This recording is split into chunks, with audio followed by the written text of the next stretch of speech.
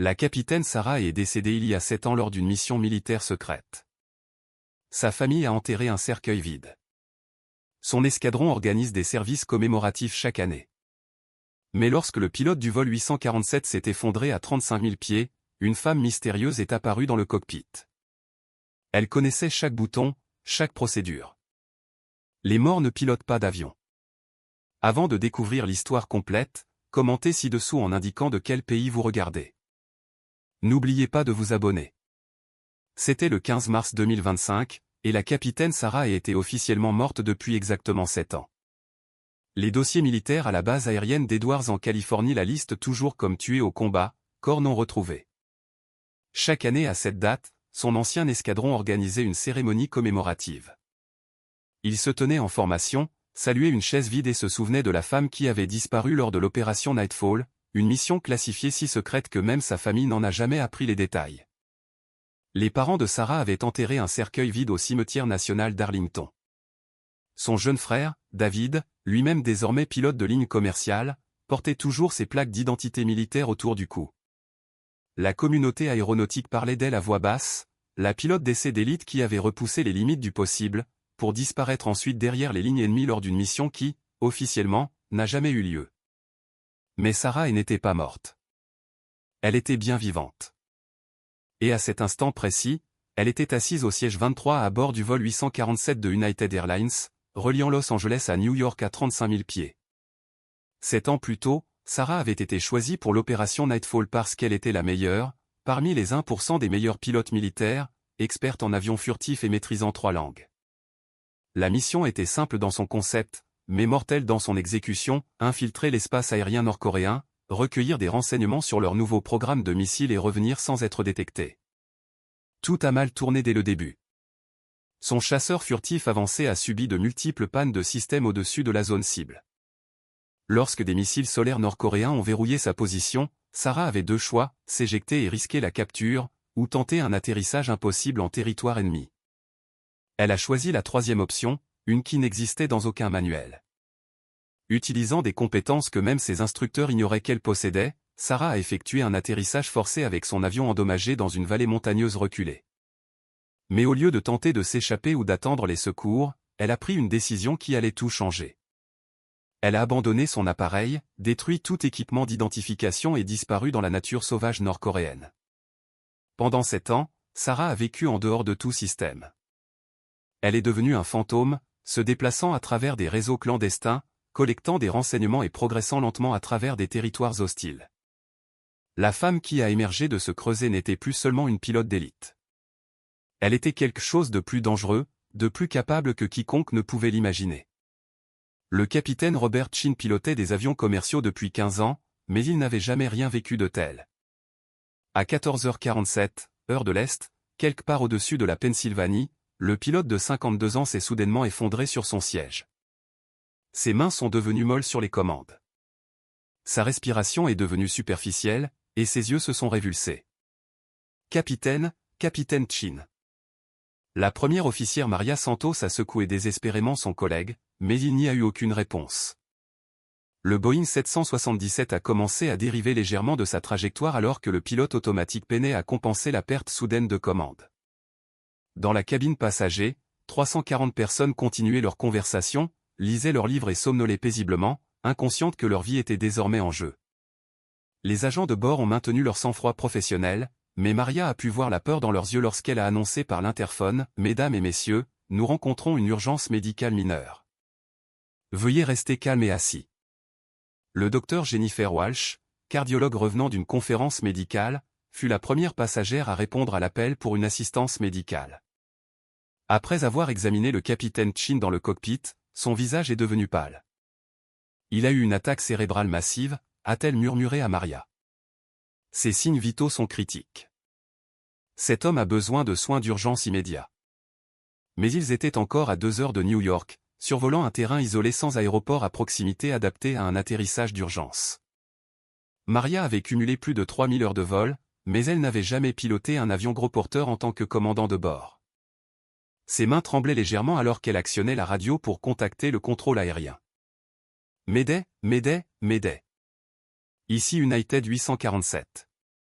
Nous avons une urgence d'incapacitation du pilote, demandant une assistance immédiate et une prise en charge prioritaire vers l'aéroport le plus proche et le plus approprié, a diffusé Maria, sa voix stable malgré le chaos dans son esprit.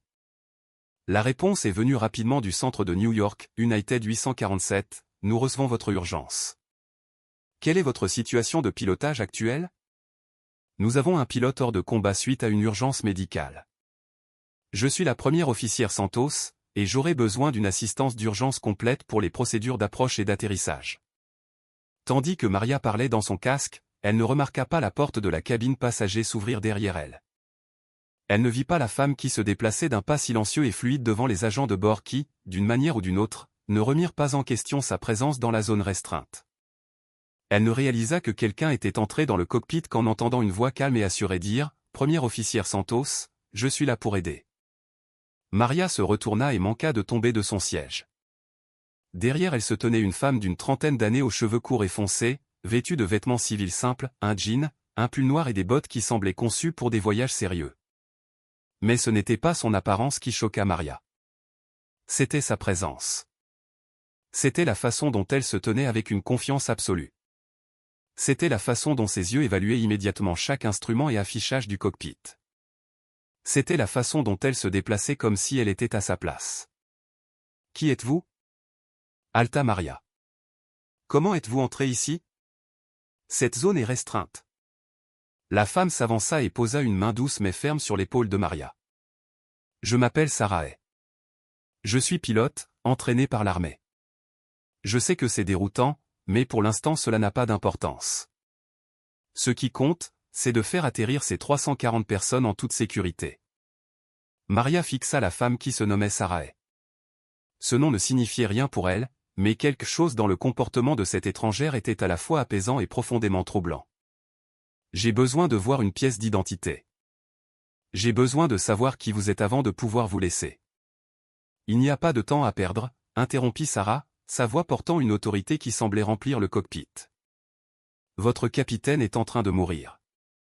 Vous manquez de carburant, et il y a une forte tempête qui arrive de l'ouest. Regardez votre radar. » Malgré elle, Maria jeta un coup d'œil à l'affichage météo. Sarah avait raison.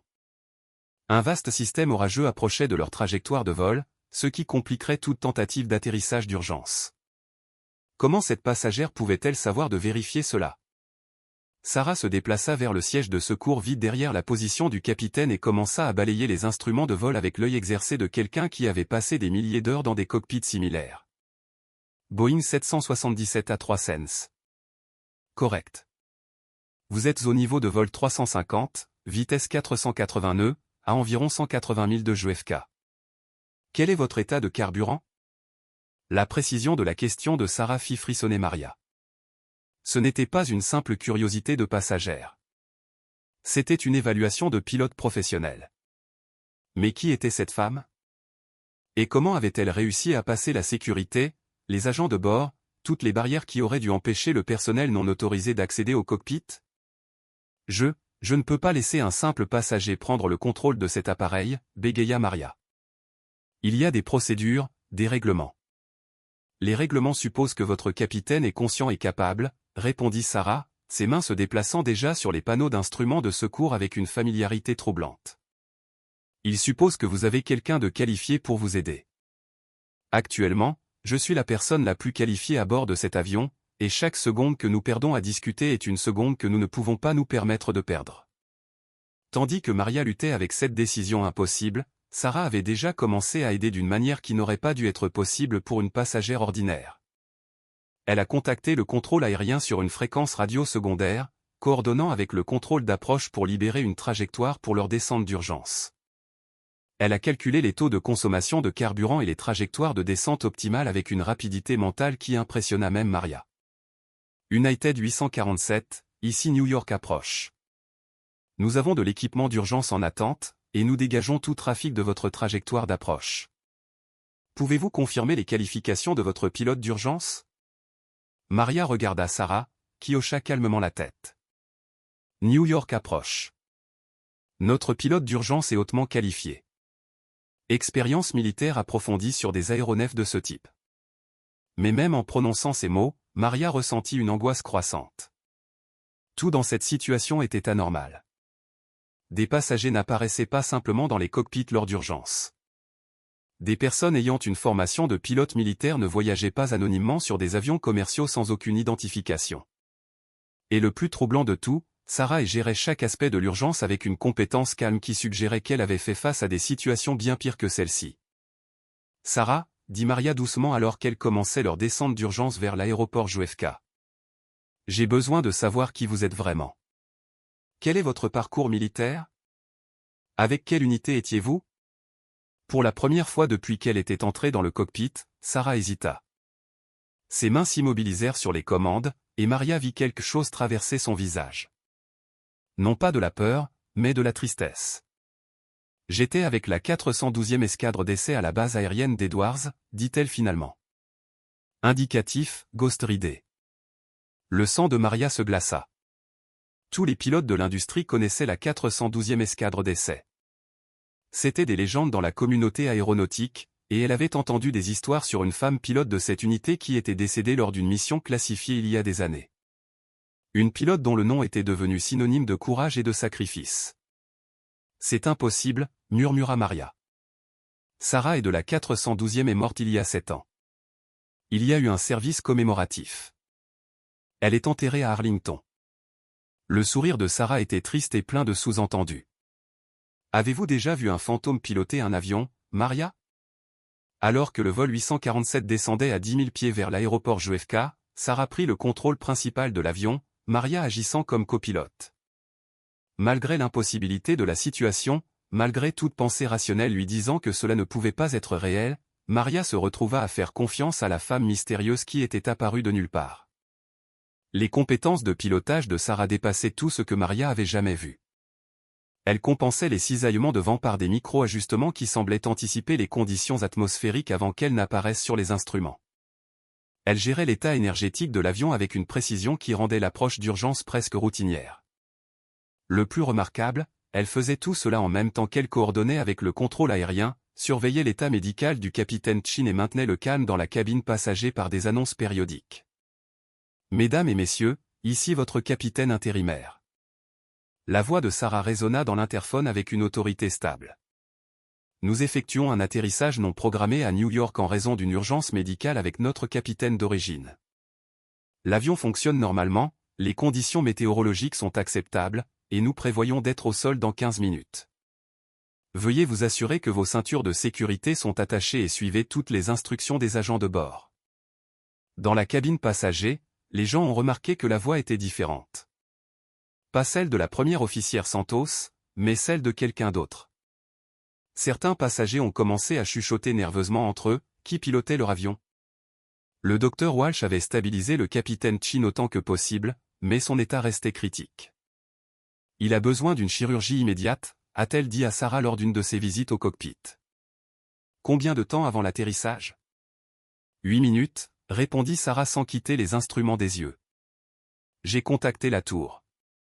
Ils ont du personnel médical d'urgence en attente sur la piste. Alors qu'elle s'alignait avec la piste 31 litres de JFK, Maria observa avec étonnement Sarah exécuter ce qui ne pouvait être décrit que comme un atterrissage d'urgence parfait. Malgré le stress, les variables inconnues et le poids de 340 vies dépendant de ses compétences, elle posa le gigantesque appareil avec une douceur qui fut à peine perceptible pour les passagers. Au moment où le vol 847 s'est immobilisé à JFK, des véhicules d'urgence ont encerclé l'avion. Des ambulanciers se sont précipités à bord pour soigner le capitaine Chin, tandis que des responsables de l'aviation fédérale et du personnel de sécurité commençaient le processus complexe d'enquête sur ce qui s'était passé pendant le vol.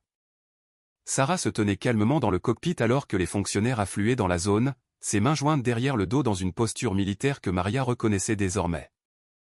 Des agents du FBI, des enquêteurs de la FAA et la sécurité de l'aéroport ont tous exigé une identification, des explications et des réponses à des questions qui semblaient n'avoir aucune réponse logique. « Madame, nous avons besoin de voir votre pièce d'identité et votre licence de pilote », a déclaré fermement l'agent Rebecca Morrison du FBI.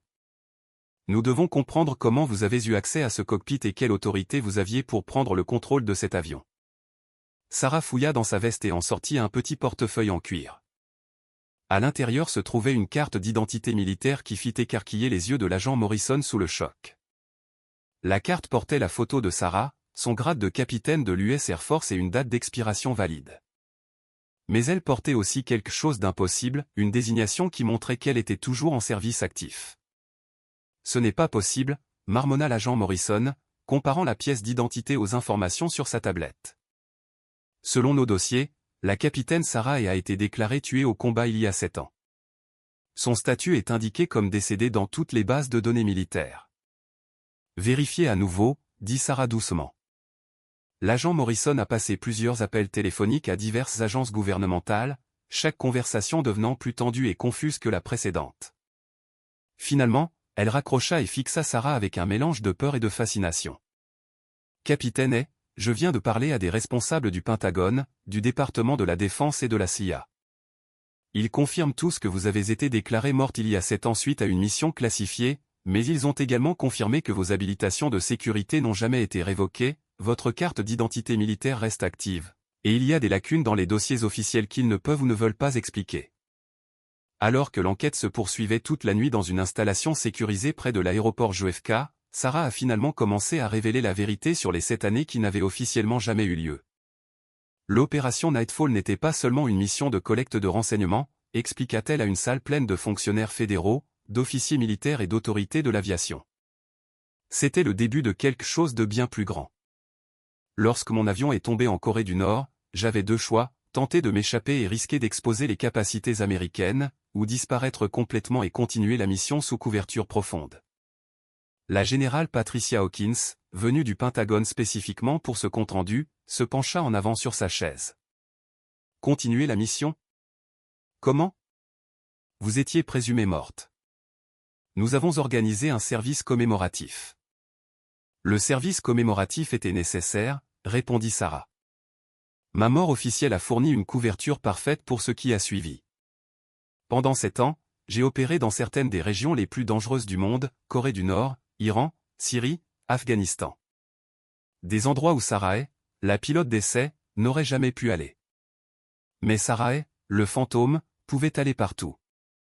Le silence tomba dans la pièce alors que les implications devenaient claires. Sarah n'était pas portée disparue depuis 7 ans. Elle travaillait, opérant comme agent sous couverture profonde dans des situations trop dangereuses pour le personnel officiel, recueillant des renseignements qui avaient empêché des attaques terroristes, des guerres et des incidents internationaux.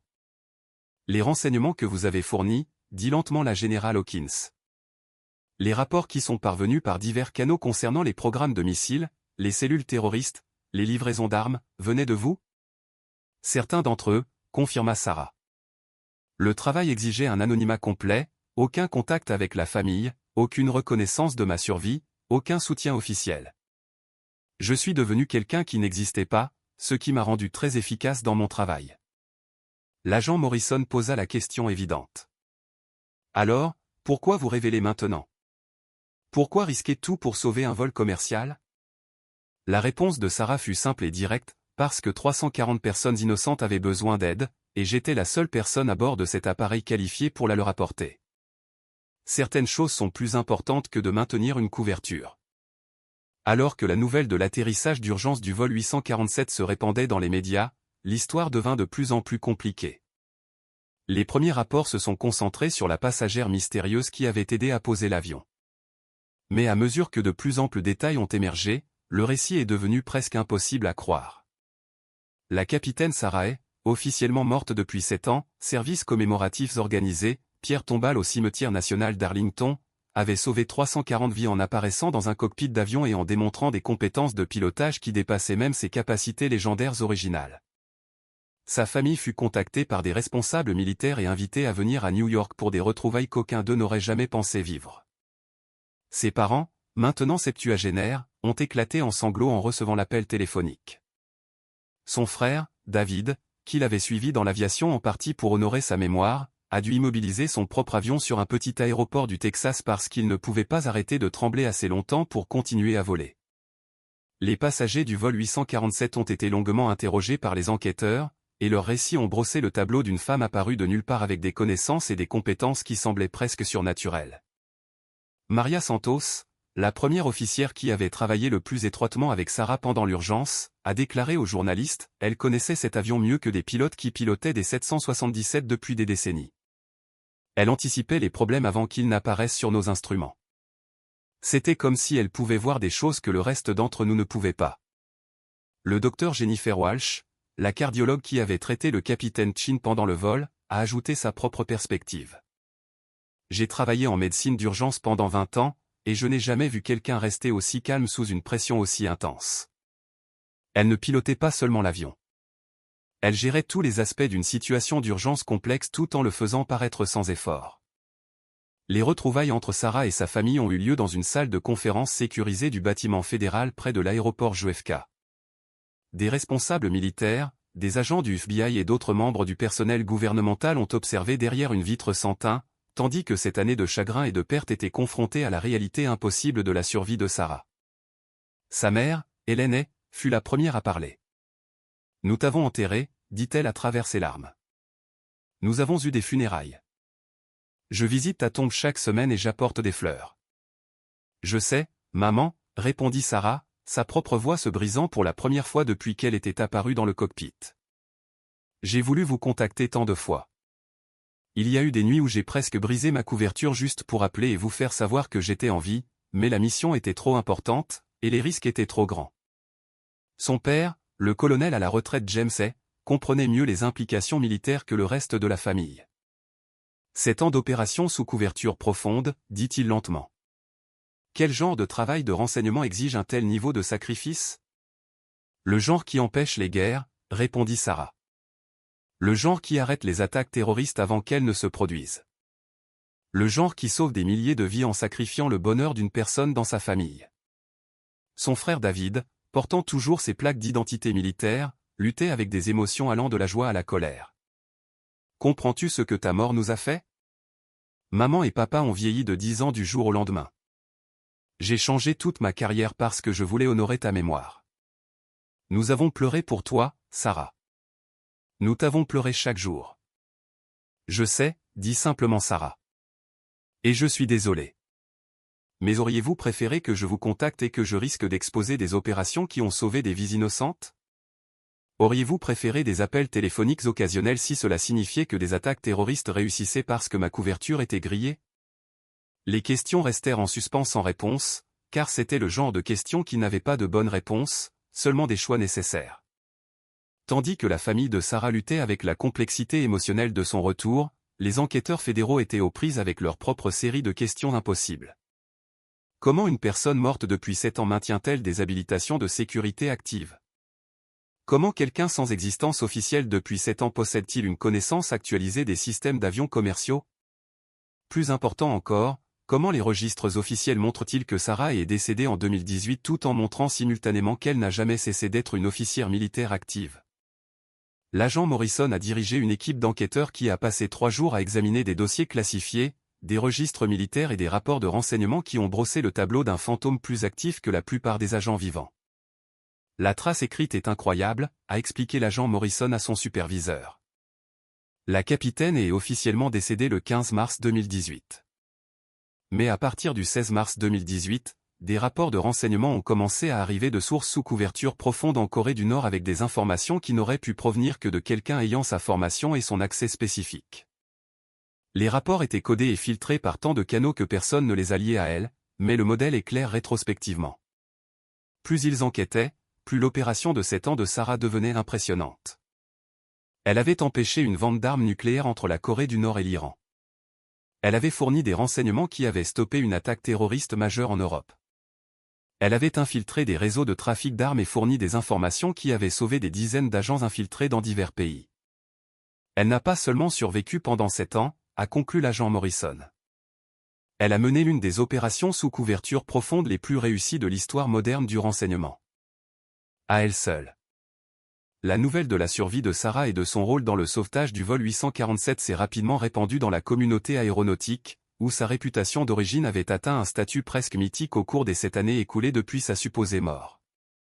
La Société des pilotes d'essais expérimentaux, qui avait nommé un prix annuel en son honneur, s'est retrouvée dans la position inhabituelle de devoir décider si elle devait continuer à commémorer quelqu'un qui n'était plus mort.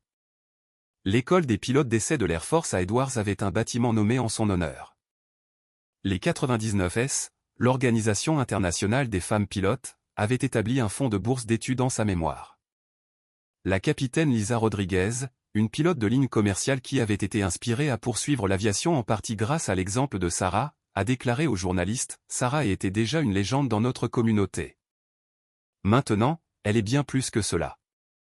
Elle est la preuve que l'impossible peut arriver, que des gens peuvent disparaître du monde et trouver quand même des moyens de l'améliorer. » Les aspects techniques de la performance de Sarah lors de l'urgence du vol 847 sont devenus le sujet d'une analyse intense au sein des cercles de l'aviation. Des pilotes expérimentés qui ont examiné les enregistrements de données de vol ont été émerveillés par la précision de son pilotage, la fluidité de ses procédures d'urgence et, le plus remarquable, la façon dont elle semblait anticiper le comportement de l'avion avant qu'il ne soit reflété sur les instruments. Ses compétences en maniement du manche et du palonnier ont toujours été exceptionnelles, a déclaré le colonel Martinez, son ancien commandant à Edwards. Mais ce qu'elle a démontré sur le vol 847 dépassait tout ce que j'avais jamais vu. 7 ans de tout ce qu'elle faisait l'ont rendu meilleure pilote qu'elle ne l'était déjà, et elle était déjà la meilleure. Alors que l'excitation initiale du retour miraculeux de Sarah commençait à s'estomper, le coût total de ces 7 années d'absence est devenu clair. La femme qui avait sauvé le vol 847 n'était pas la même personne qui avait disparu au-dessus de la Corée du Nord en 2018. Lors de vastes débriefings avec des psychologues militaires, Sarah a révélé des détails sur ses années de couverture profonde qui ont brossé un tableau d'isolement inimaginable et de danger constant. Elle avait vécu sous des dizaines d'identités différentes, parlé des langues qu'elle n'avait pas appris à sa famille, et survécu dans des conditions qui auraient brisé la plupart des gens. Il y a eu des mois entiers où je n'ai pas parlé anglais, a-t-elle raconté au docteur Amanda Foster, une psychiatre militaire. Il y a eu des périodes où je n'étais même plus sûr que Sarah était une personne réelle, ou juste une autre identité de couverture que j'avais utilisée il y a si longtemps que je pouvais à peine m'en souvenir. Le bilan psychologique était évident de manière que sa famille et ses collègues commençaient tout juste à comprendre. Sarah sursautait aux bruits inattendus. Elle se positionnait inconsciemment de manière à avoir une vue dégagée sur les sorties dans chaque pièce. Elle dormait d'un sommeil léger et se réveillait souvent en cherchant des armes qui n'étaient pas là. Le plus troublant, elle a admis qu'elle avait parfois du mal à distinguer ces diverses identités de couverture de sa personnalité originale. Lorsque vous vivez comme quelqu'un d'autre pendant des années, vous commencez à devenir cette personne, a-t-elle expliqué. J'ai été marchande d'armes, réfugiée, journaliste, passeuse, et une douzaine d'autres personnes. Parfois, je ne suis pas sûr quelle partie de ma personnalité sont les miennes à l'origine, et quelle partie j'ai acquise des identités que je devais maintenir. 3 semaines après l'incident du vol 847, Sarah fit face à une décision qui allait déterminer le reste de sa vie. Les responsables militaires lui offrirent plusieurs options, retourner au service actif avec pleine reconnaissance de son service, prendre une retraite médicale avec tous les avantages et la reconnaissance, ou disparaître à nouveau pour continuer des opérations sous couverture profonde dans d'autres parties du monde. Sa famille désirait désespérément qu'elle choisisse la retraite, qu'elle rentre enfin chez elle et essaie de reconstruire les relations qui avaient été brisées par 7 ans d'absence forcée. Sa mère avait déjà préparé son ancienne chambre. Son père avait fait de la place dans son atelier pour des projets sur lesquels ils pourraient travailler ensemble. Son frère avait acheté un petit avion qu'il espérait qu'il pourrait restaurer en famille. Mais Sarah avait trop vu l'obscurité du monde pour simplement abandonner le travail qu'il avait défini pendant 7 ans. Il y a des opérations en cours en ce moment qui dépendent des renseignements que j'ai recueillis, a-t-elle expliqué à sa famille lors d'une de leurs réunions. Il y a des gens dans des situations dangereuses qui m'ont fait confiance pour leur vie. Je ne peux pas simplement les abandonner. La communauté aéronautique, quant à elle, voulait qu'elle reprenne les vols d'essai, qu'elle repousse les limites du possible de la même manière qu'avant sa disparition. Les fabricants d'avions avaient de nouveaux modèles expérimentaux qui bénéficieraient de sa combinaison unique de compétences techniques et d'expériences pratiques. L'armée de l'air avait des projets classifiés qui pourraient faire avancer la technologie aéronautique de plusieurs décennies. Vous avez déjà donné 7 ans de votre vie à votre pays, lui a dit la générale Hawkins lors d'une de leurs réunions. Vous avez servi avec honneur et distinction d'une manière que la plupart des gens ne connaîtront jamais. Vous avez gagné le droit de choisir ce qui vient ensuite. Par un clair matin d'avril 2025, exactement un mois après son apparition dans le cockpit du vol 847, Sarah ait pris sa décision. Elle retournerait au service actif, mais avec des modifications reflétant son expérience et ses capacités uniques. L'armée de l'air créa un nouveau poste spécifiquement pour elle, conseillère en opérations aériennes spéciales. Son rôle impliquerait la formation d'autres pilotes pour des missions sous couverture profonde, le développement de nouvelles techniques pour opérer dans des environnements hostiles, et servir de pont entre la communauté de l'aviation et les opérations de renseignement. Plus important encore, son nouveau poste serait officiellement reconnu. Plus de fantômes, plus de simulations de mort, plus d'années d'isolement de sa famille et de ses amis. Elle servirait son pays de manière à pouvoir maintenir les relations qu'il avait soutenues à travers cette année d'obscurité. Sa première mission fut d'établir un programme de formation pour les pilotes qui pourraient avoir besoin d'opérer dans des situations similaires à celles qu'elle avait vécues. Le programme enseignerait non seulement les compétences de pilotage, mais aussi les techniques de survie, les capacités linguistiques et la résilience psychologique nécessaires pour maintenir une couverture profonde pendant de longues périodes. Nous créons quelque chose de nouveau, a-t-elle expliqué lors d'un rassemblement de responsables militaires et d'experts de l'aviation. Une façon de préparer les pilotes à des missions qui vont au-delà de tout ce que nous avons traditionnellement considéré comme faisant partie de la formation aéronautique. Le monde a changé, et nos pilotes doivent être prêts à relever des défis que les générations précédentes n'ont jamais rencontrés. Exactement un an après l'atterrissage d'urgence qui avait révélé la survie de Sarah, United Airlines a organisé une cérémonie spéciale à l'aéroport JFK pour honorer toutes les personnes impliquées dans le sauvetage du vol 847.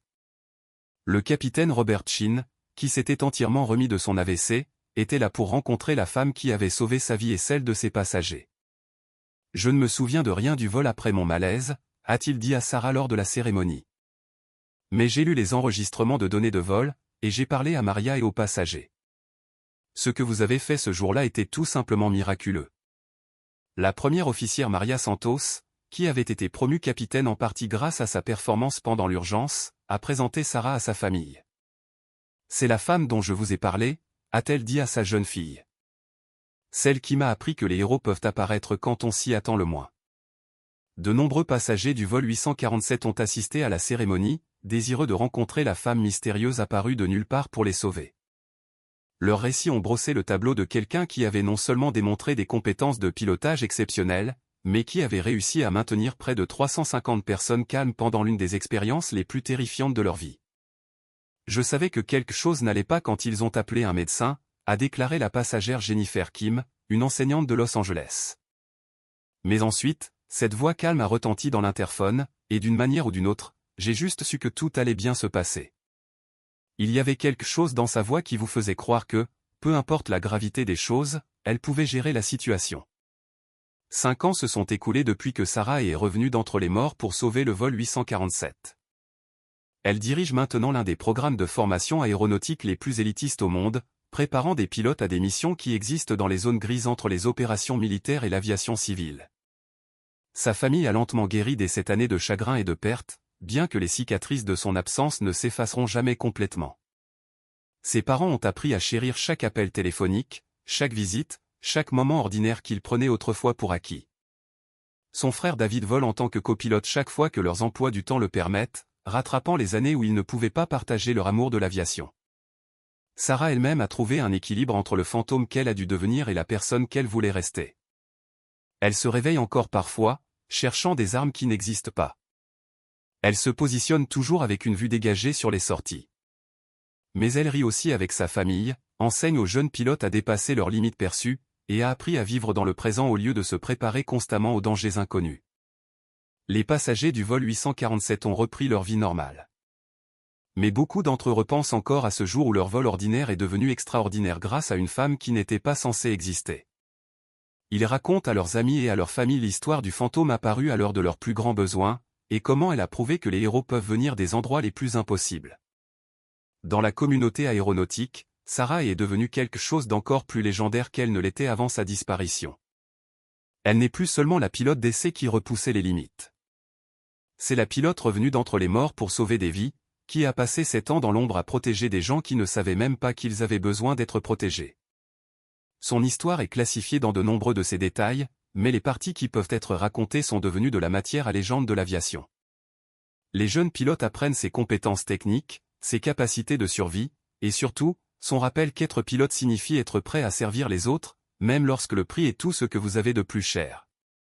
Le vol 847 a atterri en toute sécurité le 15 mars 2025, parce qu'un fantôme a décidé de redevenir humain. Et ce faisant, Sarah a prouvé que certaines disparitions ne sont pas des fins, mais des préparations pour le moment où l'impossible devient nécessaire, et où les héros se révèlent de la manière la plus inattendue.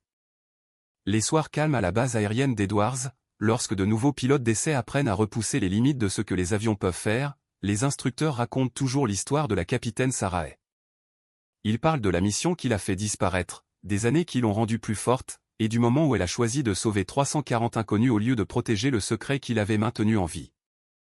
C'est une histoire de sacrifice et de survie, du coup de servir quelque chose de plus grand que soi, et de la vérité selon laquelle les héros ne naissent pas dans des moments de gloire, mais sont forgés au cours d'années de service silencieux que personne ne voit.